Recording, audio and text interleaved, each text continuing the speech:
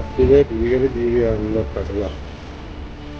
ആ കടുവ ഏതോ കിടുവേനെ കണ്ടിട്ട് പേടിച്ച് പുറകോട്ട് പോകാൻ തുടങ്ങി. നല്ല തമാശ. അവന് പെട്ടെന്നൊരു ഓട്ടാ പുറകോട്ട്, എന്നിട്ടും വീണ്ടും ഇറങ്ങി വന്നു. അവനെ നോക്കിയിരിക്കുക. അപ്പോൾ അവനെ ആരോ കണ്ട് പേടിച്ചിട്ടുണ്ടെന്നുള്ള കാര്യം ഉറപ്പാണ്. ആരായിരിക്കും എന്നറിയില്ല. കടുവ പേടിക്കണമെങ്കിൽ അവൻ ആളെ ചില്ലറക്കാരനായിരിക്കില്ല. നല്ല തമാശയാണ് ഉണ്ടായത്. ഓക്കേ.